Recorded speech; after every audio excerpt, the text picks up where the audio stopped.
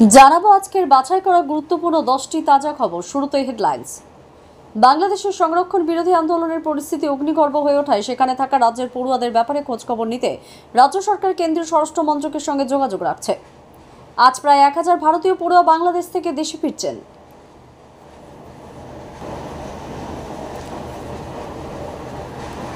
তৃণমূল কংগ্রেসের 21শে জুলাই সমাবেশকে কেন্দ্র করে শহর জুড়ে ব্যাপক নিরাপত্তার বন্দোবস্ত করা হয়েছে। আজ সভামঞ্চ ঘুরে দেখছেন তৃণমূল প্রধান মুখ্যমন্ত্রী মমতা বন্দ্যোপাধ্যায়।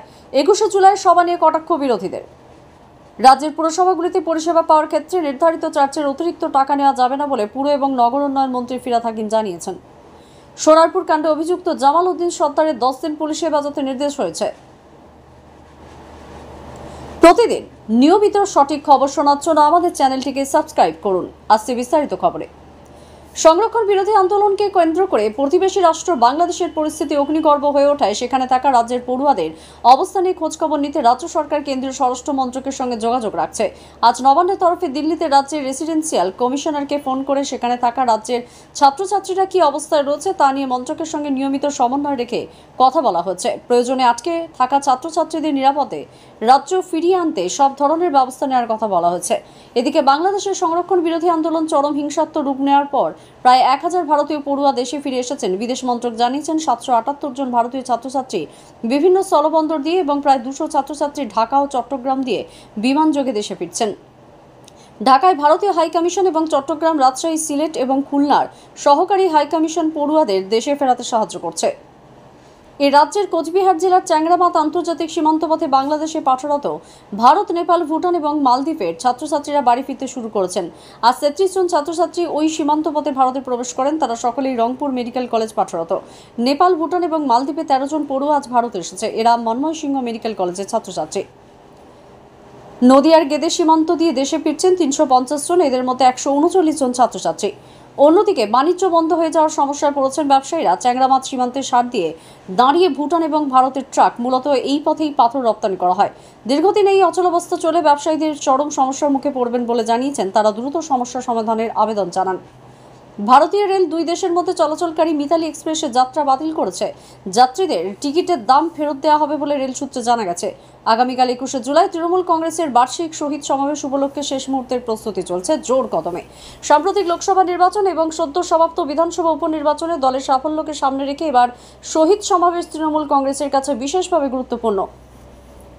ধর্মতলায় তৃণমূল কংগ্রেসের শহীদ দিবসের জনসভাকে কেন্দ্র করে মেট্রো রেল নর্থ সাউথ করিডোরে যাত্রাপথকে মসৃণ রাখতে নিরাপত্তার ব্যবস্থা জোরদার করছে। অতিরিক্ত যাত্রী ভিড়ের কথা মাথায় রেখে চাঁদনী চক, পার্ক স্ট্রিট, এসপ্লানেড এবং ময়দান থেকে স্টেশনে 54 জন আরপিএফ আধিকারিককে মোতায়েন করা হয়েছে। বিভিন্ন স্টেশনে অতিরিক্ত টিকিট কাউন্টার খোলার পাশাপাশি সিসিটিভিতে পরিস্থিতির উপর নজরদারি চালানো হবে। আগামীকাল এই করিডোরে উভয় দিকে মোট 130টি ট্রেন চালানো হবে।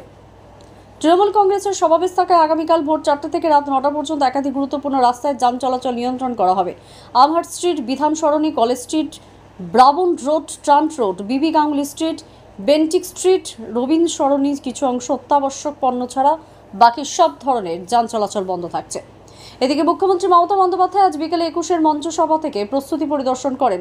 সঙ্গে ছিলেন মেয়র ফিরহাদ হাকিম সহ দলের শীর্ষ নেতা নেত্রীরা। পরে সাংবাদিকদের কাছে মুখ্যমন্ত্রী বলেন, আগামীকালের সমাবেশে দেশের অস্তিত্ব রক্ষার 21শে জুলাই শহীদ মঞ্চের প্রতি প্রকৃত শ্রদ্ধা জ্ঞাপনের মঞ্চ নয় বলে বিজেপি দাবি করেছে। কলকাতায় আজ সাংবাদিক বৈঠকে দলের রাজ্যসভার সাংসদ তথা রাজ্য মুখপাত্র শ্রমিক ভট্টাচার্য জানিয়েছেন, তৃণমূল কংগ্রেস 21শে জুলাইয়ের দিকে গুরুত্বপূর্ণ পুরোপুরি নষ্ট করেছে।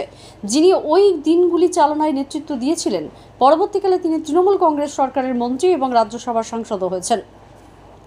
রাজ্যের সাধারণ মানুষ, ক্ষুদ্র ব্যবসায়ী, গ্রামাঞ্চলে মহিলারা যেভাবে শাসক দলের হাতে আক্রান্ত হচ্ছেন তাতে প্রশাসনের উপর মানুষের আস্থা হারিয়ে ফেলেছে। পাশাপাশি রাজ্যে গণতান্ত্রিক পরিবেশও বিপন্ন। তৃণমূল কংগ্রেসের এই সভা আসলে বাৎসরিক আয়োজন বলে কটাক্ষ করেছেন সিপিআইএম নেতা সুজন চক্রবর্তী। 21শে জুলাইয়ের ঘটনার রিপোর্ট আজও প্রকাশ হলো না কেন, সেই প্রশ্ন তুলেছেন তিনি।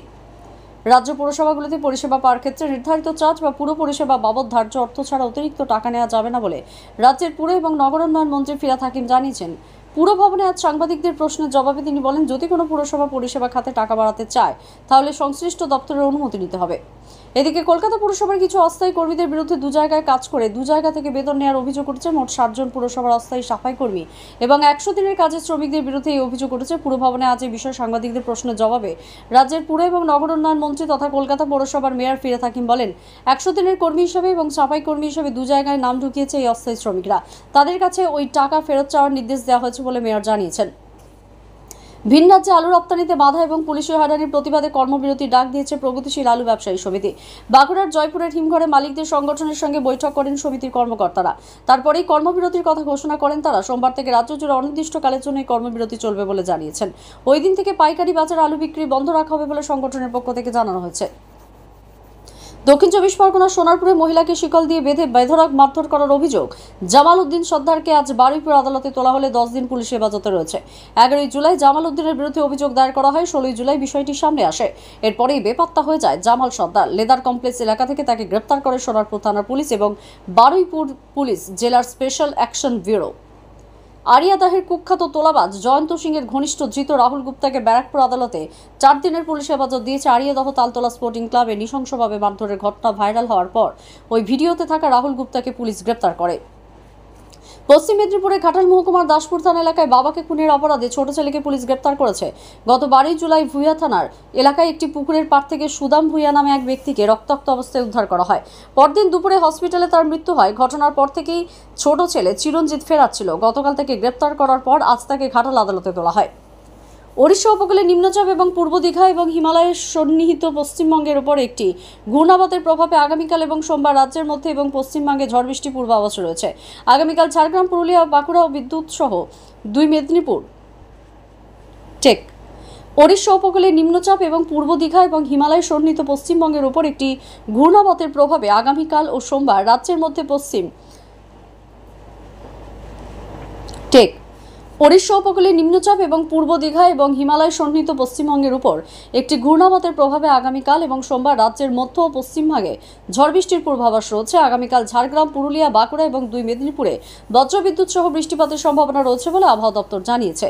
মৎস্যজীবীদের আগামী 48 ঘন্টা সমুদ্রে না যাওয়ার পরামর্শ দেওয়া হয়েছে। কলকাতার প্রিমিয়ার লিগ ফুটবলে আজ ইউনাইটেড স্পোর্টস 3-1 গোলে মোহামেডান স্পোর্টিংকে হারিয়ে দিয়েছে।